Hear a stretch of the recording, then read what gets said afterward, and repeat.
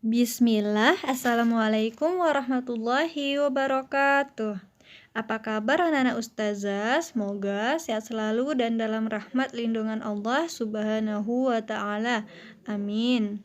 Nah, hari ini kita masuk ke tema 3, subtema 2 dengan judul berbagai wujud benda.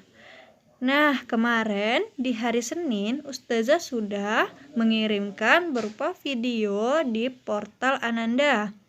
Di menu seri ya, Nak. Di sana berisi video pengamatan. Nah, Ustazah akan menjelaskan isi video itu ya, Nak ya. Yang pertama, wujud benda ada 3. Yang pertama, benda padat. Kedua, benda cair. Ketiga, benda gas. Benda padat adalah benda yang ada di rumah. Nah, perhatikan gambar ini ya, Nak. Ada apa saja bendanya? Benda padatnya yang pertama ada sofa atau tempat duduk, jam dinding, meja, lampu, dan karpet. Perhatikan juga ya, Nak, gambar yang sebelah sini. Benda padat yang ada di dapur, yaitu meja makan, kursi, perlengkapan makan, kulkas, dan peralatan memasak. Nah, sekarang benda padat yang ada di sekolah. Kemarin kan sudah dijelaskan. Ustazah hanya mengulang saja. Apa saja benda padat yang ada di sekolah, Nak? Yang pertama, ada pintu, ada papan tulis, jam dinding, kursi, dan meja. Sekarang, sifat benda padat diantaranya memiliki bentuk yang tetap. Misalnya, jam dinding yang ada di ruang tamu kita pindahkan ke ruang kamar. Nah, bentuk jam dinding akan tetap bentuknya ya, Nak ya. Benda padat hanya bisa berubah bentuknya dengan cara tertentu seperti ditekan, dipahat, dipotong, diraut, digergaji, dan sebagainya. Misalnya, pada meja yang awalnya adalah kayu, kemudian dipotong dan dipahat menjadi meja. Wujud benda yang kedua adalah benda cair. Benda cair yang ada di gambar ini, perhatikan ya, Nak, gambarnya, yaitu air mineral, sirup, jus, dan minyak. Sifat benda cair, ada yang tahu, Nak?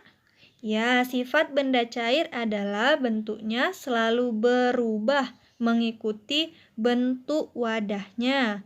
Misalnya, Ustazah menuangkan air dari teko ke gelas. Awalnya bentuk air seperti bentuk teko. Saat air berada dalam teko, lalu Ustazah pindahkan atau tuangkan air yang di teko ke dalam gelas. Nah, bentuk air pun mengikuti bentuk gelas. Ini artinya sifat benda cair seperti air akan mengikuti bentuk tempatnya atau wadahnya ya, Nak ya. Wujud benda yang ketiga yaitu benda gas. Benda gas yang ada di gambar ini, perhatikan, Nak, gambarnya adalah balon. Balon yang ada di atas itu berisi berupa gas helium. Sedangkan balon yang ada di lantai itu berisi udara. Ciri-ciri gas helium memiliki bau, tidak berwarna, dan tidak terasa. Sedangkan udara tidak memiliki bau, tidak berwarna, tidak terlihat, tapi bisa dirasakan. Nah, sifat benda gas bentuknya tidak tetap karena selalu mengisi seluruh ruangan yang ditempatinya dan menekan ke segala arah. Hal ini terbukti di saat kita membuka ujung balon. Tempat masuk dan keluarnya angin itu kita buka, maka kita dapat merasakan hembusan udara keluar dari ujung balon. Itu artinya sebelum ujung balon kita buka, balon terisi oleh udara yang masuk dan menekan ke dalam segala arah. Selanjutnya, kita masuk ke pengamalan sila-sila Pancasila dalam kehidupan sehari-hari. Yang pertama, bersifat jujur. Pengamalannya yaitu mematuhi aturan berlalu lintas di jalan. Contohnya seperti gambar ini ya nak. Misalnya, abang kamu sedang mengendarai motor, lalu abang kamu itu melanggar lalu lintas dengan tidak memakai helm. Nah, ternyata berjumpa dengan polisi di jalan, ditegur. Apabila polisinya meminta abang kamu untuk membayar, itu salah ya nak ya, itu tidak boleh. Jika polisi itu menyarankan untuk membayar, itu artinya polisinya sedang tidak jujur, karena seharusnya abang kamu kena tilang, bukan diminta untuk membayar.